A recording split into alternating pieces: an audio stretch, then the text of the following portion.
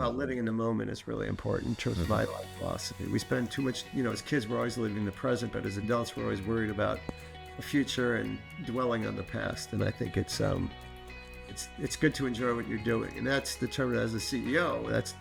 That helps me. I try to make our organization a fun place to work. There's a lot of humor. There's a good vibe. We've gotten like every award you can get as a great place to work and healthiest place to work and all that. So we're very mission oriented, focusing on innovation, and people believe in the cause. So that's, I think, worth it for anyone to read. Today on the Intentional Leadership Podcast, we have Gary Shapiro, CEO of CTA, the Consumer Technology Association, and also the owner of CES. And you've probably seen Gary on TV or read over 1,200, one of his 1,200 articles. He has 3 best-selling books on the importance of innovation and in the economy, and his 4th is coming out that we're going to talk about here shortly. So as an award-winning executive tech titan, there it is, pivot or die. Oh, that's great. And we'll be talking about that shortly, and talk about technology and everything. So why don't you start by just a quick, tell us a little bit about yourself. Well, thanks, Grant, for having me on this great podcast. So I am a lifelong learner, and I have figured out myself increasingly, especially because this week I was reading letters to me that I haven't read in decades. I am a guy who sees the glass half full. So if something goes wrong, I could see the positive about it. I grew up in New York, went to school in the public school system, and ended up in law school in Washington, D.C., which was a brilliant strategic move. I didn't realize it. The internet didn't exist then, so I didn't realize that Georgetown Law School was several miles away from Georgetown campus and not a great area of town. But I actually always wanted to go to law school because I thought it was great. I had no clue what I'd do with it. And I ended up, literally the first week there, to pay for my macaroni and cheese, I had to get a job, and I got one on Capitol Hill, working for a member of Congress who was actually a former FBI agent, but he was nice enough to take me in and ask me to help him with the Administrative Procedures Act, which made me an expert on regulatory stuff in Washington, and got me a job at a law firm while my next year in law school, and ended up at that law firm. And the client I spent a lot of time with, even in law school, was this trade association of technology companies. It was small and had about 40 companies. It was focused on TV set, radio, record player, and that was the 3 products we had at the time. And as I was there, the CD was being introduced, and I went to the coolest thing I thought in the world as part of being my client was to go to, it's actually Chicago at the time, for the CES. And I fell in love. There's nothing more exciting than a trade show, or for me, that trade show, because you have all these major competitors and you have the smaller ones trying to break in, and they're side by side. And I went to my first board meeting, and the board meeting was a collection of the CEOs of the biggest companies, and they were discussing whether or not to raise the cost of exhibiting at CES. And it came down to the chairman saying, we're the biggest exhibitor. And in fact, we could afford it. It doesn't really matter. It's a rounding error of the cost of the space. It is expensive to build a booth. It's expensive to bring people and to host them and to take customers out, and we spend a lot of money. But we always have to make this trade show so anyone with an idea could expose it to the world, and they could see investors, partners, buyers, media.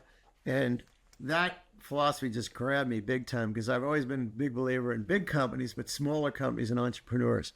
And it captured me. And when they offered me a job to come in-house and save them a lot of money with my high billing rates, I just jumped at it immediately. I was in my early 20s. And we were actually engaged in a major battle against the status quo. The status quo was Hollywood, and they wanted to control when and where you watched a movie. And there was a case that was going to the Supreme Court eventually, which said they wanted to make the VCR, a video recording product for those that are younger, the first movie out there, because you had to watch whatever they want in the movie theater or whatever you want at a certain time on television. And I was passionate about the VCR, not only as a recording device, but also as something you can rent videos with. And I talk about that at length in one of my earlier books, how that I had to fight an internal battle on, because some companies thought that that video rentals and video watching at home didn't matter. It was only about time shifting television. And I insisted, and I organized the video retailers around the country, created a trade association, got them to lobby on and work with us because there was legislation which would not only bar a lot of, or tax VCRs, but also ban all rentals of movies. And look, everyone thought we would lose because we were, the small little tech association, because we were small.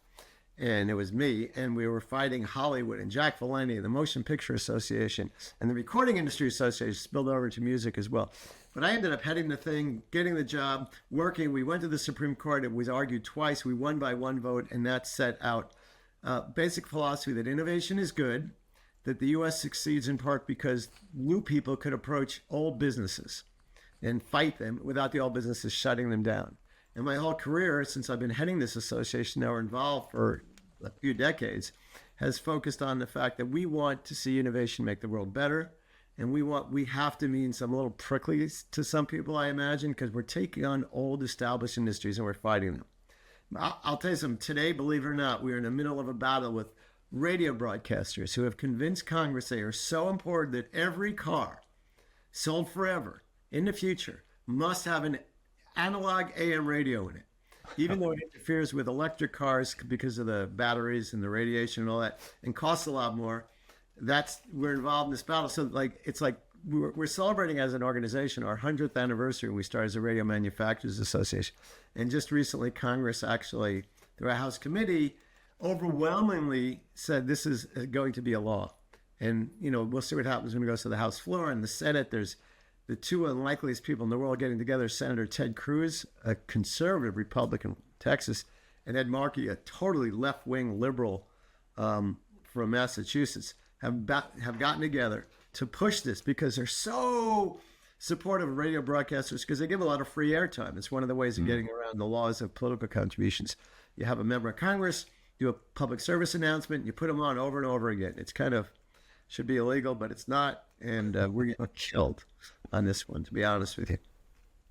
Is that enough of an introduction? That's a great introduction. So it reminded, a couple of things that came from that was first IGM, International Good Music, was here in the Pacific Northwest, and they were, similar in the battle that you're talking about, where they had systems to automate. So when the radios, people don't know this, or TV went dark at night, they literally just had the lights on there. And IGM here locally created a system that you could just hit essentially, record, not on a VCR, but on the old tapes. And that was here locally. And they had similar battles where the unions came in and said, well, you're taking jobs. It's like, well, no, we're not taking jobs because no one's working between midnight and 6 a.m. And so it was an interesting conversation back. That was a couple decades ago. But wow. Well, we're still fighting those battles. I mean, for example, 40,000 Americans lost their life last year from car accidents, and hundreds of thousands, if not millions, were hospitalized. And most of those are human error. And they can be eradicated for the most part by self-driving vehicles.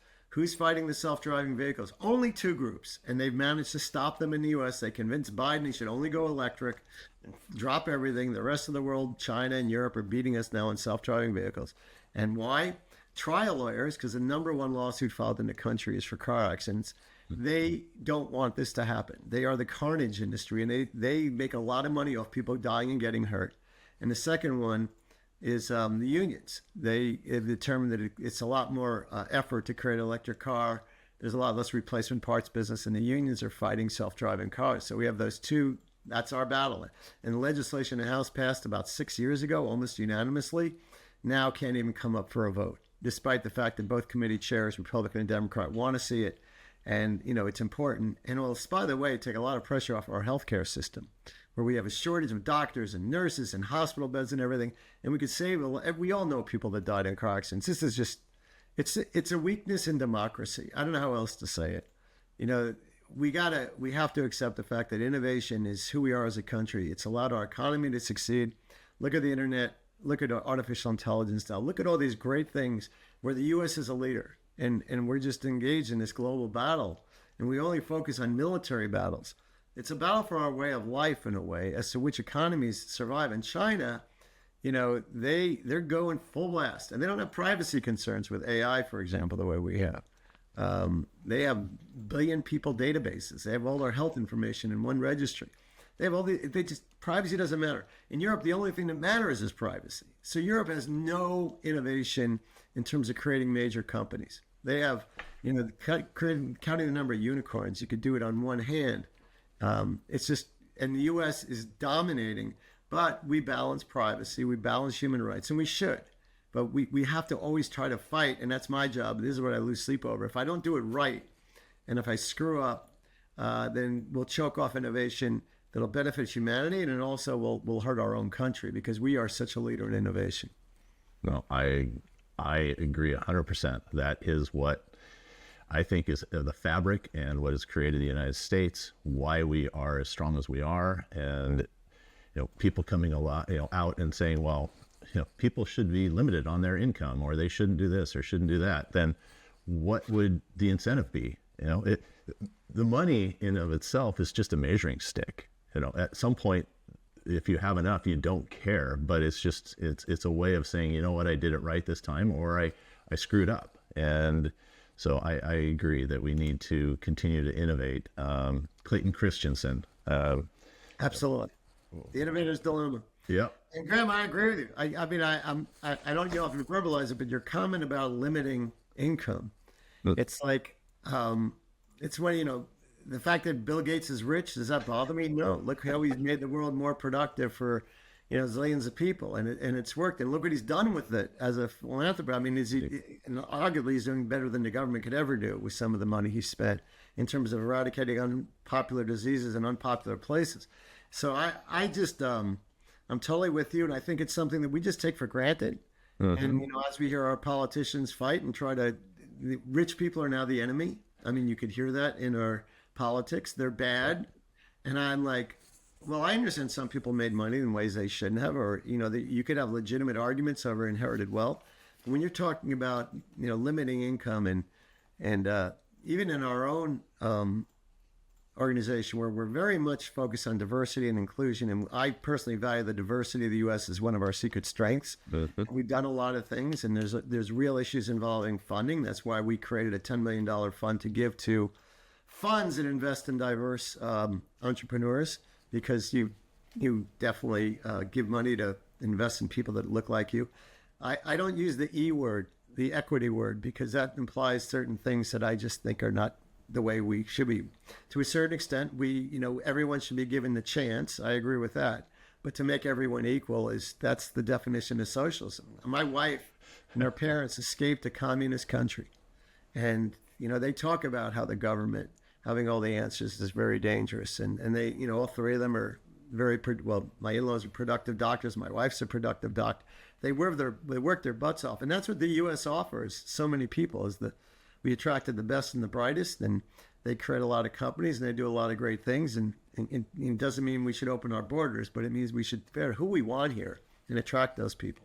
So we have, as an organization, we're a nonprofit trade association, 1,300 American tech companies, and we take positions on a lot of these issues, like the one I just enunciated on immigration, the one I talk about on innovation, but it all centers around innovation. It's like we all agree that innovation is good.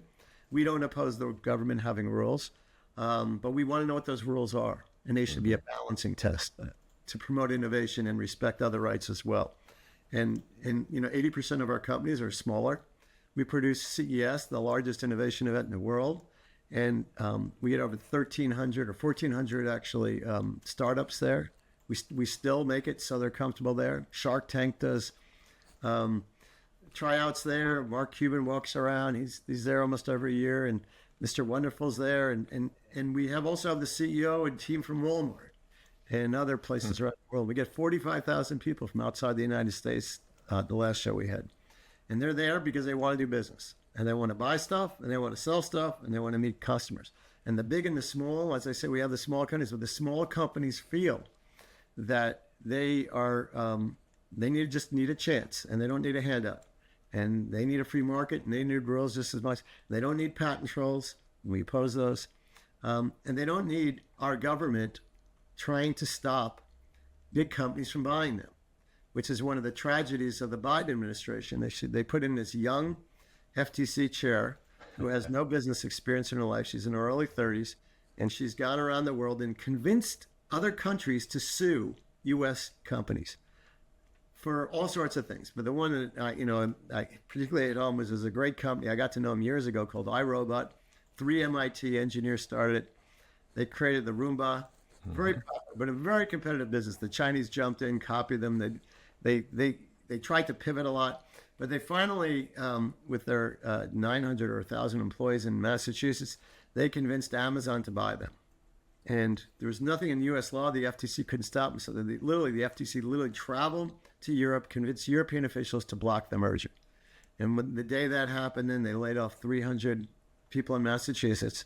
And I don't know what's going to happen with them now, but I've never seen anything so crazy in my life is to have our government fighting our best companies and our smallest companies and drying up the innovation. And if there's anything that happens in the election, I think we got to change the FTC. Today, as we speak, it's Jimmy Carter's 100th birthday.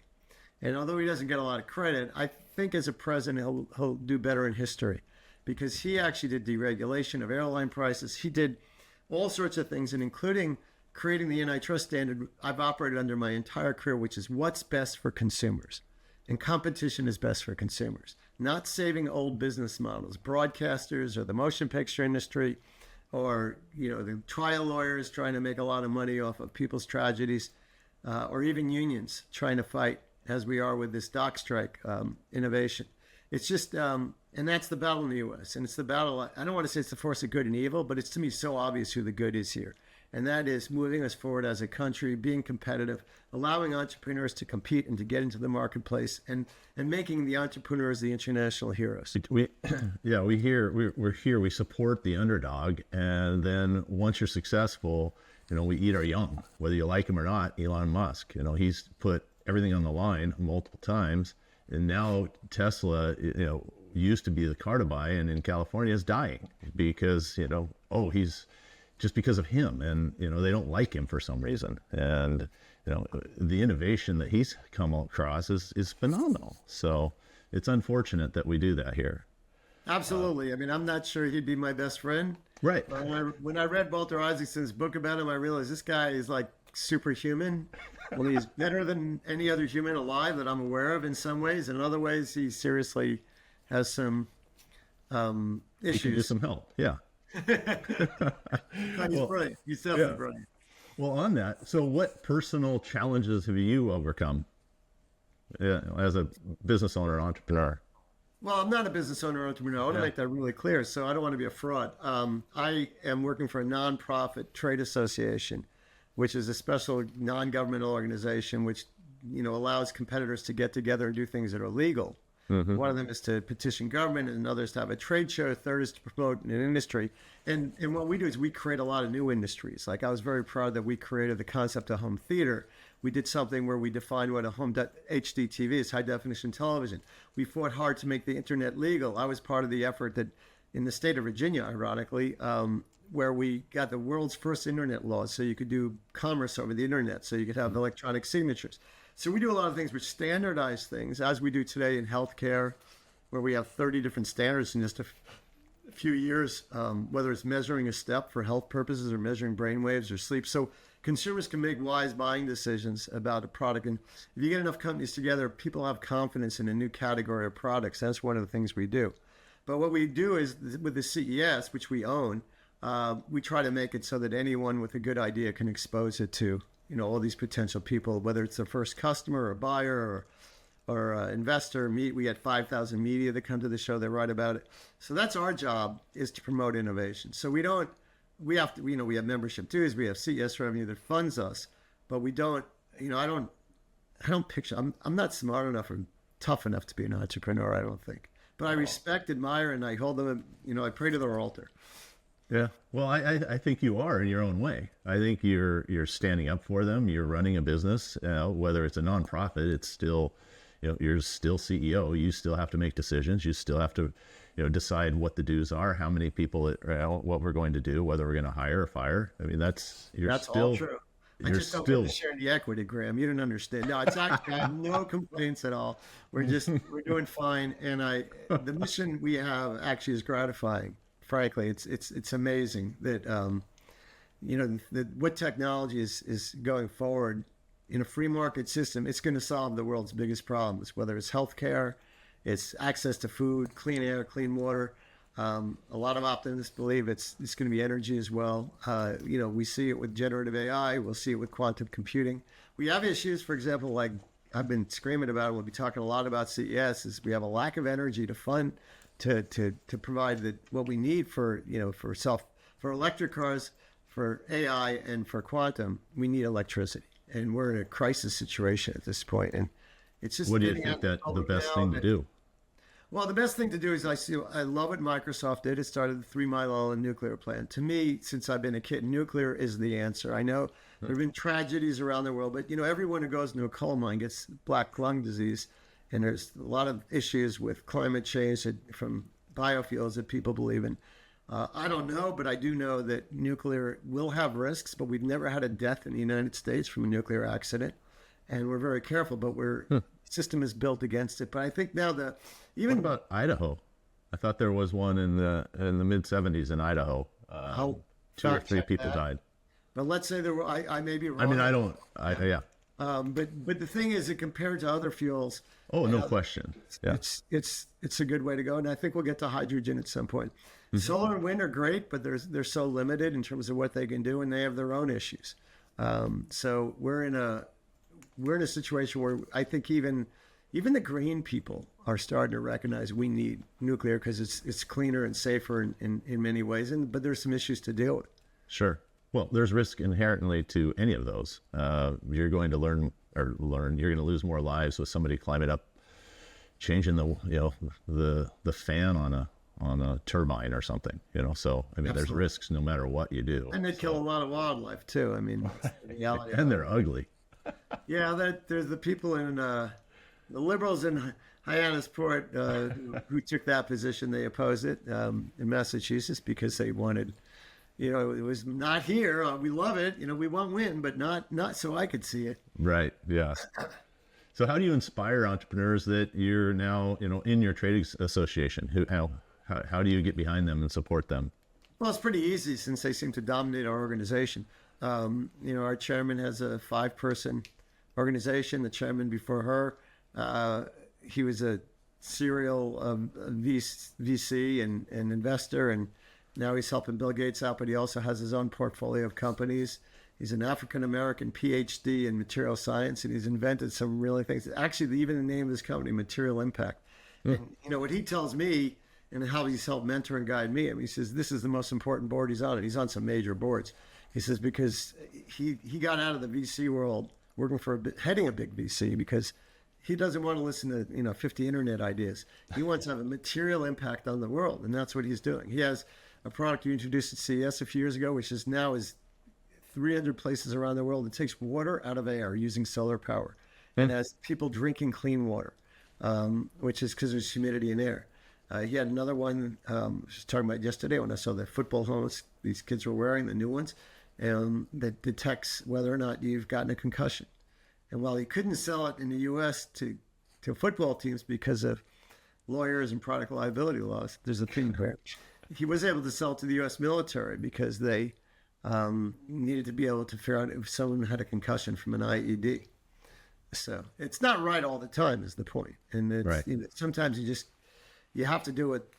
You have to balance risks out as the U.S. military does and should do. Well, and that is part of the innovation and the pivot, which is, your next book, right? Yeah, that's coming out any moment now. And it's called Pivot or Die. And it's really born actually through all my experiences dealing with entrepreneurs and businesses and technology where the pivots are quick or you do die because everyone else is pivoting. I've noticed in a lot of industries and businesses, though, people are slower to pivot, because as humans, we believe that, and we just like to keep things where they are, the status quo. We don't, acknowledge our own mortality. We want to keep everyone the same. But in reality, you go through different phases of your life. Things happen, and businesses go through phases as well. And the reason that startups are so important and valuable is they can pivot quickly, and they do pivot quickly. When they come to CES, we say you'll be there for 4 days, but you'll leave with so many different ideas and suggestions that your business plan will change. No one's ever corrected me on that. And that's because you get a lot of information. Bigger companies are actually at a disadvantage because they have so many layers of bureaucracy to make a change, and they want, reports and information, and startups don't need that. So being a startup has an advantage. And I talk about how you make decisions in business and in your personal life. Your personal life, a lot, I deal with, given my, I just seem to be spending a lot more time with people trying to make decisions the last few years. And I've noticed that a lot of students, younger students, high school students, they just spend so much stress over what school to go to, or what major they'll be, what their first job will be. And in reality, the only decisions which really matter that are not easily reversible are if you commit a major felony, if you do something unsafe and you kill or maim yourself, if you have kids, or I know it's reversible, but who you marry. And so those 4 decisions are big ones that you should spend a lot of time thinking about and be careful. The other ones, like you have to learn how to know yourself. You have to do things. I mean, it's easier to be an entrepreneur when you're younger and you don't have all the financial responsibility. But you could switch. You could switch schools. You could switch majors. You could switch. Your first job will teach you some skills that maybe you could use in your second job, but you'll learn about yourself. I don't think you should be committed to a path of life until you're 30 or 35, whether it's marriage or your career. But I know certain things, like my wife being a doctor. She knew she wanted to be a doctor since she was 5, and she pursued that relentlessly and has done she's a successful surgeon now and helping run the national boards in her subspecialty. So she chose her path, but my path, like I always wonder, is this the right thing to do? I mean, but I've been doing it long enough, but I feel I have some wisdom to share, and I guess I'm at that phase of my life, and that's what this book is about. And there's different pivots that companies have made, whether it's PayPal or Best Buy or Ring, that I give as examples. I must give over 100 examples of companies and how they made pivots. And then the companies that didn't make pivots that have gone away, the major names that are out there, Circuit City and Sears and Kmart. I mean, there's so many out there, not just retail, but also companies like Monster Cable used to be huge. And I know the founder, and he was brilliant, and he tried a number of pivots, but they didn't, there are other things that they did.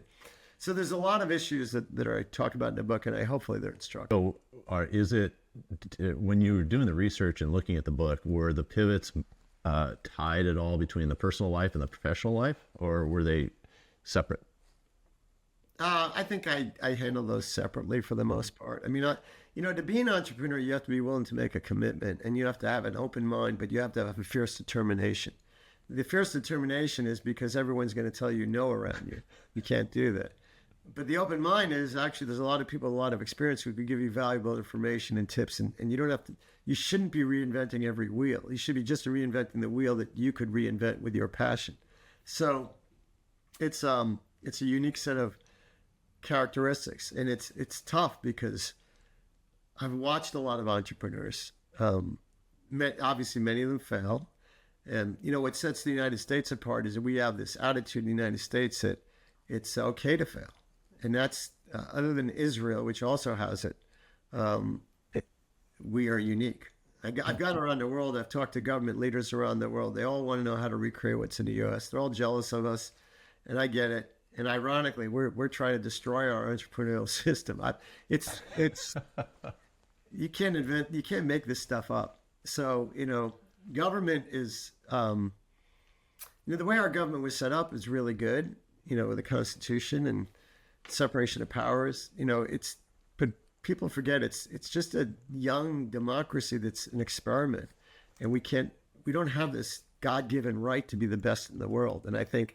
Even whether you, I don't want to get political, but Trump's thing is make America great again. I mean, there's a point there that's valid. My first book was almost 20 years ago, is How to Restore the American Dream. It was talking about some of the same things, but the things I talked about then, honestly, I still feel I was right and almost pressing, because I talked about the Chinese threat that was coming, and I was very specific about it because I've been to China a number of times.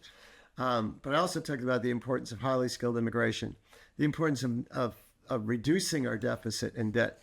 And if you were judging me, I should have been fired a long time ago, because I've gotten nowhere on both of those issues. It's just how do you rally people? Because that would be a challenge. Is, like you said, you haven't gotten anywhere, and it's not because you haven't given time and effort, but immigration, for instance, you've dealt with it personally and seen it with your wife and her family.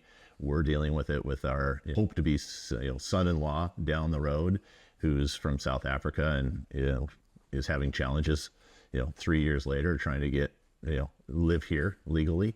And what do you think is in the way, or the biggest challenge that you have to try and change that? Well, it has been the third rail of politics for a long time because a lot of people aren't exposed to immigrants. And they're scared of it. You're always scared of what you don't know. Right. But the truth is, our economy, our business system, we need the ideas from immigrants, and we need the people that are working there. I mean, if you think about it, Poland has taken in 1 million immigrants from Ukraine in just the last couple of years since that war started. And Poland is doing amazingly well with their economy. And even though the Poles and Ukrainians didn't really get along that well, now they are, because Poland sees a threat if Russia takes Ukraine. But the Ukrainians who don't speak Polish, although they could sometimes communicate, they're doing jobs which free up native-speaking Poles for better jobs. The entry-level jobs for immigrants are very important, whether it's in our world, it's cab or taxi or Uber or drivers, or it's construction workers or other things. And then you move up. That's the American dream. But our economy needs those.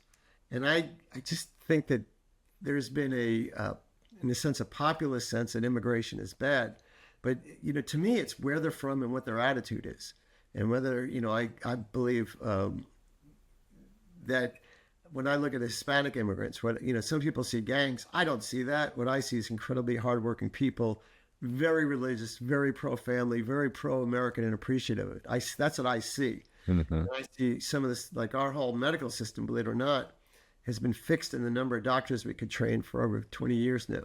And yet our older population is growing. We've grown. Our population is growing. We have more things. So we're getting immigrant doctors in to help. And that's why so many of the doctors speak different languages. It's our budget system. It does not allow more U.S. trained doctors. It's crazy. So what do I see? I see, I don't know what will happen with the presidential election, but I see the debates and the issues they talk about are generally not what they should be. I was actually pleased that the immigration debate was part of the last presidential debate, but it wasn't what it should. It's all more about the border and people coming over legally rather than saying who shouldn't come. Why don't we say who we should come and do what Australia does and Canada does to a certain extent, is get a point system and say this is who we want. And that would make a big difference. Yeah, that's a big pivot. That'd be a big U.S. government pivot. Yeah, but it requires a level of substantive discussion. I mean, the challenge the U.S. faces is we are the most diverse country in the world. We are one of the youngest countries in the world. And the issues we debate vehemently that people are passionate about, some of these other countries are more homogeneous. They have one religion, like whether it's abortion or the death penalty or some of these other issues. They don't, I don't want to say waste time, but they don't spend time debating those issues. So we're focusing issues which really in the long run don't have much to do with the economic success and the success of our children and our grandchildren in the future. Instead, we should be debating the debt. I mean, we spend more on military spending, more on our interest payments on the debt in the last couple of years than we have on defense spending, even with our involvement in the Mideast and Ukraine. So we are so off the rails at this point that I fear we talk about the wrong things. And that's why we have to pivot as our country. I've written a lot of articles about that and what we should do to be better. And it's challenging. I'm not a partisan in this presidential race because I don't think either one candidate's really addressing the most important issues. Well, we're so polarized by the media and just everything we hear. And now with AI, we're wondering, is this real or not? There's so much fake information. That's true. I mean, I have to say, in the scheme of things, that's not on my list of concerns about whether it's real or not, because I think what's happened is out of fairness, the internet has affected the media and journalism. Journalists are very partisan, and they don't even have to pretend to hide it, whether it's MSNBC or even CNN, which is to me is very partisan, or Fox, which is very partisan. But there's not the level of research because there's not the money. It's all about clicks. And so that they're not fact checking the way they should be. I mean, they've tried, but even as we saw in the debate, I mean, the fact checking went all one way. And I mean, I couldn't believe that because some of the things that Harris said were clearly just not factual. But so we can't even have a debate anymore that's nonpartisan. In your book, we'll pivot a little bit, but you talk about emerging technologies, and that's kind of been your career and path. AI, everybody's kind of talking about right now. I know that you were really strong in the healthcare and self-driving. That's kind of a couple of things you've talked about a lot, or I've read about. Where do you think self-driving, you've touched on it, where do you think that will go with self-driving vehicles? Well, certainly China's getting there, and a number of European countries are getting there. They've made the investment. They haven't shifted entirely to electric cars the way we have. Companies are trying to make the investment, but the challenge we're facing as a country is different states are now having different laws. So, it's crazy to have self-driving in one state, then have to change the license plate or do different things for another state. So we need a national law net for it to be competitive. That's the advantage of the U.S. It's 50 states, but under one set of laws when it comes to safety and things like that. So while states have the right to set speed limits and, more how you get licensed and things like that, I think that we need a national for safety, as we do with seat belts, as we do with other things. And that's worked fairly well. Where I think it will go depends upon what our next president does. We're going to have a new president. There's certainly bipartisan support for getting a self-driving national policy. But, right now the unions and the trial lawyers have convinced a lot of Democrats it's not a good thing. So I don't know. I get it that some people want to drive cars and, but if you could save lives and lower insurance rates, and I mean, it's green. It does so many different things. It's just our future. We know it's going to get here. Right. Like 100 years from now, I swear, I'll bet you $1 million, which would be worth 4 cents in 100 years, that self-driving will be here in 100 years. It's just how we get there. Mm-hmm. Whether we're a leader or, we're just buying products from Europe. We'll be the innovators, and they'll copy. Yeah. Well, Europe doesn't usually copy. I think the Chinese copy. Europe they have the opportunity. They have very highly skilled engineers and scientists. They have a lot of good entrepreneurial ideas. The challenge in Europe, out of fairness to them, is they have a lot of different countries. They're not like the United States. They have their own laws. They have different languages. I mean, it's tough to do business in Europe. And what they export now more than anything else are their own rules and bureaucracy. And they regulate first, and then they say, oh yeah, we really like innovation, rather than saying, let's innovate and let's see where any harm is. And if we have to regulate, let's just make it at that specific harm, not design products, not do all these things, but let's just be very specific. Mm-hmm. So we managed to, it's tough to think in historically where we've actually blocked innovation that isn't, involving nuclear bombs. We've been pretty good because we've managed to convince government officials that startups are important, that new businesses are important, new industries are important, whether it's the internet or high definition television or anything. All these claims that people say the sky is falling.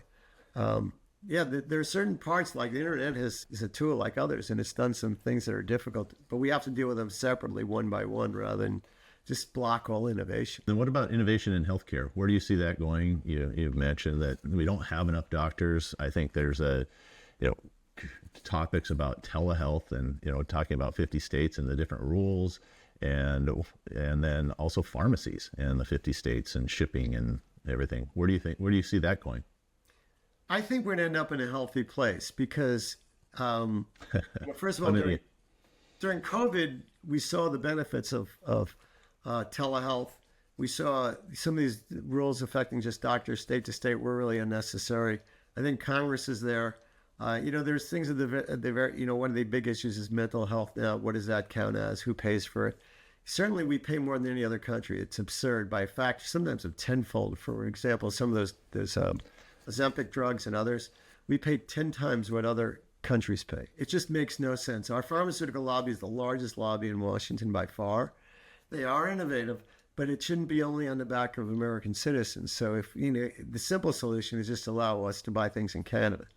But there are other solutions that are out there. Certainly the administration has chosen a few drugs to try to make a big blow and hit about, but that barely dents anything. We also incentivize doctors to do as many tests as possible, whether or not they're reasonable, to test as frequently as possible, whether or not you need it, and even to apply drugs more frequently than is necessary. So you have to align the incentives for everyone in the system in place to get to the result you want. And right now, they're not. I think the shift is gradual to value-based healthcare, where you're treating the person and you get rewarded for that rather than for the number of procedures you do as a doctor or a hospital. And the drug charges are insane. 3 of the top 5 drugs are in my wife's subspecialty. I know way too much about this. I'm happy to talk about it if anyone wants to talk to me. But there are cheaper alternatives. And we incentivize our government, our FDA, and our healthcare, the reimbursement organization that sets the fees in weird ways. For example, the FDA will approve drugs if they're safe and barely efficacious. So like the Alzheimer's drugs that came out barely does anything, but it's safe, and it doesn't hurt people, but it costs a ton of money. And then we don't even ask, and neither does the ARTP take a position, is how often you have to go to the doctor. Because that involves a lot of costs, caregivers, back and forth, it uses fuel. It's just silly. And if you could do it with telehealth, or if you don't need it, but the drug companies test their drugs in a way that they have to be used, for example, once a month, they have to go on forever. And that's the treatment that doctors feel they must do. So the system is broken in many ways, but still, I'd rather be sick in the U.S. with something weird than anywhere else. And if you have a normal sickness, going to Canada or Europe may not be so bad, but there's waiting lists there and there's controls. I mean, and there's, they jump to euthanasia in Canada pretty quickly, I understand. Those are things we're not ready to cross that Rubicon yet. But the system is broken in terms of cost, right, and it has to be dealt with. Sadly, both presidential candidates have pretty much said we're not going to deal with it. We're not going to touch Medicare. We're not going to touch Social Security. We're going to be in debt, and our kids are going to be in debt forever. And we'll probably go down to a second world or third world country because we can't afford to do what we're doing. And that's where, I mean, I'm looking out at Vancouver, BC right now. And so my neighbors are Canadian as well. And the dad fell and he broke his hip, and it took a day and a half for the ambulance to come get him. And it's another 90 days to get the hip replacement. So would I want to be there in that list, or would I rather be here where the ambulance shows up in 30 minutes and then I'm getting it done the same day or the next day? Wow. Well, I'm in Detroit. I'm actually looking south at Canada. I don't realize that, but if you look at the map, you'll see it. Right. And I have a lot of stories that are just like that. They've gotten better. My wife used to see a lot of patients from Canada in the fourth quarter when their doctors had all met their quota. But I'm still hearing horror stories. It's different. I'm half Canadian. My mom was a Canadian citizen and moved to the U.S. So it's a great country in a lot of ways. I've argued we should merge with them, but that price for that merger would be too high if we had to adopt their system. On the other hand, I mean, there is something to be said that no one should suffer from a lack of health care. And they do treat basic stuff. But as you get older, especially I've heard the hip stories a lot, it's a long waiting list. So with hips, I mean, what do you see as a technology that's kind of flying under the radar right now? Is there something that is out there nobody's talking about? Well, the promise of AI, which everyone's talking about, doesn't answer the question, is that you can take all this healthcare information and figure out what works and what doesn't, unique to that person's zillions of attributes, including their sex, their age, where they live, their race, what they eat, what air they breathe, what their family history is, how they respond to other drugs. And you could get better treatments. Plus, especially with quantum, well, generative AI will focus on the different treatments that are possible. Quantum will be able to test them and see if they work. And quantum is a whole new, it's a quantum jump in computing ability, which would be great. So that is what I think is out there. Quantum computing is going to be the future. But again, quantum uses a lot of energy, as is generative AI, and that'll be different. I mean, just to bring it back to Congress, I was talking with the chair of who might be near you, the Kathy McMorris Rogers, chair of the Commerce Committee, and she had what she thought was a definitive health care bill or privacy bill that would get through. And she said in the legislation itself that you can't ask people about their race, religion, their sex. I mean, and I said to her, this is absurd. This is how healthcare works. Do you really want to bar people from from sharing this type of information, knowing about it or doing research on it. We're different as people. You and I are white males with brown eyes. Right. But, I'm sure there's 1,000 different ways, whether it's our blood type or our genetics, that we're different. And it's crazy not to be allowed to be categorized that way. So she agreed. The legislation went nowhere, but she is the one who's pushing the AM radio legislation. I had to get out of that. Well, that says She will right not there, be in right? Congress next year. Yeah. Well, and in your book, because I did read it, and my favorite part, not really, but was mentioning of Steve Largent. Seattle Seahawks, great wide receiver, and talking about the pivots and Wide receiver, Seattle Seahawks, who sorry about last night in the Detroit game, but he nicest guy in the world. He is everything I'm not. Good looking, great hair. The women in my office loved him. He was tall. He was in the Football Hall of Fame. He was a member of Congress, and he's heading in an association. Not met anyone. Like, I had zero. Like, what's going on here? Like, this guy is just too good. But he pivoted in his career. I just wanted to get it in there. But he played football for probably too long in retrospect. Yeah. Well, and he wasn't afraid of contact either. Right. So that was part of it. So yeah, no, I bring it up because we could use more Congress men or women like him. I think that he brought a different perspective than many in there. And maybe I'm speaking because I'm in Washington. There are a shocking number of good members. Your Senator Smith was a great senator. I thought I got along well with him because he understood the big picture. There are many members of Congress who mean well of both parties, and some of them are very smart in specific areas. The challenge is that the two parties themselves have become, their leadership is so divisive, and it's all about winning against the other guy, not doing what's best for the country. And it's just, I guess I'm very frustrated right now that I don't think we're going in a good direction as a country. And I said because of both parties. I'm not like, oh, my party's better. I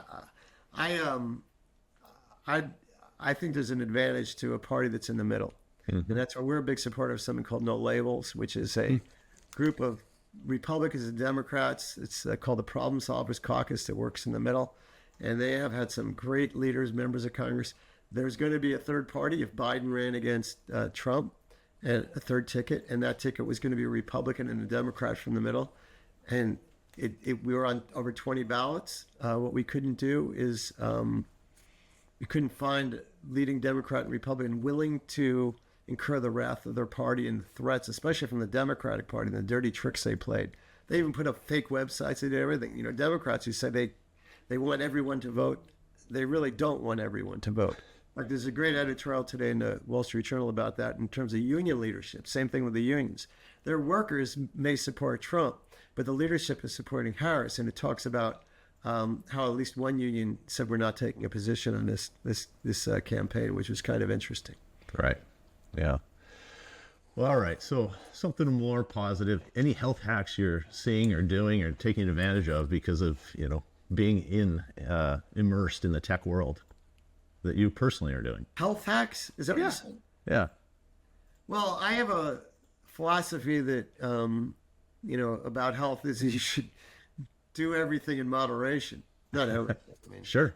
But it's about, like, I ran 5 miles yesterday. I ran 8 miles the other day. I do strength training. I had salad for lunch with some healthy chicken. I try to do, you balance spirituality, you balance your job, you balance your family and your friends. It's often impossible. There's guilt involved, but I try to do it in a way which is reasonable. And that's worked for me. I'm not a big preacher on health because I think people do their own thing. I think there's going to be a fundamental change in society because of these drugs that help you fight obesity, and they were for diabetes, because obesity causes so many other problems in society that it's something that the U.S. and now many other countries has to deal with. So we're seeing the ramifications for products aimed at diabetics. I mean, the companies that are doing that stuff, they're struggling. For companies that make fast food, for companies that make beer, for all sorts of other things. And there's, when there's massive change like that, there's opportunities, and that's how entrepreneurs think. What are the opportunities that this will get me? Now, will something be discovered that says here's a reason not to use them? I have no idea. But certainly health technology, I like measuring myself. I woke up this morning and I looked at my watch to determine my pulse and rushed it. And if it's not under 50, I'm not happy. But so I was well under 50, so I was good. Yeah, I checked mine with my Oura Ring, of course. Because the Oura Ring's a great product. Yeah, I wanted to find out if I slept well. It's like, haven't I figured that out by now? And did you? Yeah, I did actually. Well, that's great. I didn't the night before, and that was probably why I was more concerned about today. Because you had an important interview. That's right. I wanted to meet you and have a chance to talk to you. And so, as a lifelong learner, then what books are you reading? I am reading a book which I actually am parsing out because I'm enjoying it way more than I ever thought. And it's written by Jared Kushner, and who is President Trump's son-in-law, and it actually goes beyond. It talks about a lot of things in the White House and how White Houses operate. It talks about how he spent a lot of time with Henry Kissinger to get the Abraham Accords. And actually it dispelled some things that I thought that Trump would never, just pull decisions out of his head. And actually, Jared talked about how Trump would get people in a room with different views and they'd debate in front of Trump. And there's a lot of things in their insights like that, which I find amazing. And if Trump's elected president, I guess I would want to see Jared and Ivanka Trump back there because they were, the truth is they were raised as Democrats, and so but they were some voice of reality. And he talks about the bipartisan criminal justice reform and how that came. No one expected Trump to focus on people living on prisons, but he did, and he got together with most Democrats, and they got a law passed, which is helping the federal prison population. So I just thought, I think it was great. Ironically, in the book, the only mention of Kamala is that she opposed it, which I couldn't quite figure out. There was no explanation why she opposed it, but she did. The minority leader of the House was also African-American, was supportive of it. So, I couldn't figure that out. But the book is amazing. I just enjoy it immensely. And I have the hard volume. My wife and I, by coincidence, were driving to a soccer game in Ohio, and I had brought the hard version to read, and she'd bought the recording she said we're listening to. We never even talked about it. So that was kind of cool. Anyway, that's the book. In terms of books that I think are important, I would say the Power of Now, about living in the moment, is really important in terms of my life philosophy. We spend too much, as kids, we're always living in the present, but as adults, we're always worried about the future and dwelling on the past. And I think it's good to enjoy what you're doing. And that's determined as a CEO. That helps me. I try to make our organization a fun place to work. There's a lot of humor. There's a good vibe. We've gotten like every award you can get as a great place to work and healthiest place to work and all that. So, and we're very mission oriented, focusing on innovation, and people believe in the cause. So that's, I think, worth for anyone to read. I agree. That's a great book. And yeah, and everything I've read about, CES is, you have a cult following for that. And, well, cult implies it is small, actually. But CES. no, I have friends that, they will, risk divorce to be able to go down there and hang out and walk the floor. And every year it's, you block those days off to make sure that you're there. And so what you've done there, I can see that's from the leadership and what you've created and the team you've surrounded yourself with to be able to, put that on. It's impressive. Well, I think we've been lucky, to be honest. As we all need a little bit of that, but we have a lot of that because we don't invent anything. It's all the people there that do it. But we do try to make it the best environment possible so they can do business with each other. It is a business-only event, but anyone connected with the industry is welcome to attend, including podcast interviews like yourself and startups and others. And it's focused on startups, so the big companies go there also to see the startups. I will say I have the secret view. It's not so secret if I tell you that the reason it succeeded is, of course, it's Las Vegas, and a lot of people that go there love Las Vegas. Some people don't. And it's exciting because you're inspired when you go. But it's also successful because from Thanksgiving, Christmas, New Year's, Hanukkah, you name it, Kwanzaa, you're always with your family. And here you have an excuse to get away and go to Las Vegas first week of January. People jump all over it. And it really is inspiring for the year. And when I hear, when I see that we have literally hundreds, if not thousands of volunteers that work with us throughout the year in different capacity. A lot of them would say, I just want to give back. CES helped make my company. You were opening to me even though I was a startup. And they're just grateful to us.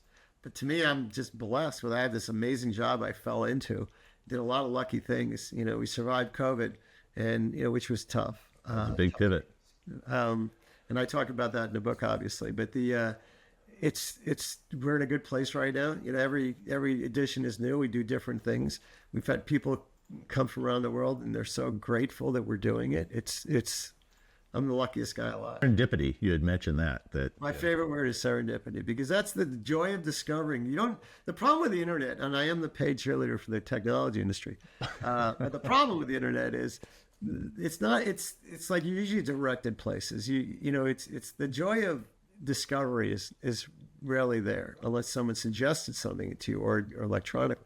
But with CES, you have to leave yourself time to wander. The over 4,000 exhibits. It's not only the massive exhibits like, the Sonys and the Qualcomms and others that are just showing themselves to the world. It's the hundreds of startups with ideas, and it's just inspiring. And that's why that's why I think it's not, I don't use the word cultish, but I just think it's inspiring is my word, because Sure. It's just the serendipity and the joy of discovery, the opportunity of that 5 sense experience. And the companies love it because they could especially the bigger ones love it because they could say, this is how we want the world to see us. This is our range of innovation. This is where we're going in the future. This is where the world is going. And that's so important because you start January with this ray of optimism and hope. You still haven't violated any of your New Year's resolutions. You might in Las Vegas, but there's, you just like, it's just optimistic about the future of humanity. We don't allow things like killing machines and things that do bad stuff. And, we debate marijuana. We don't allow tobacco and e-cigarettes, so we have discussions and debates about every area of morality all the time, but we try to be true to the fact that we don't own CES. The world that attends CES owns it. And every decision we make. And I've screwed up in some decisions. I definitely talk about them in the book. And, and you screw up, what I've learned, you got to face it immediately and make the people right and move forward. It's just like a personal relationship, You have to say you're sorry. You have to mean it. I mean, my marriage is great. I apologize every day. I just got up and say, I love you. Good morning. I'm sorry. I'll just the last one. I do the exact same thing. Because I will probably do something or say something that I'll come to regret later in the day. So I might as well start off on the right foot. No, I mean, some people don't apologize. Right. That's just. And mean it. And especially. They don't apologize. Right. No, that's true.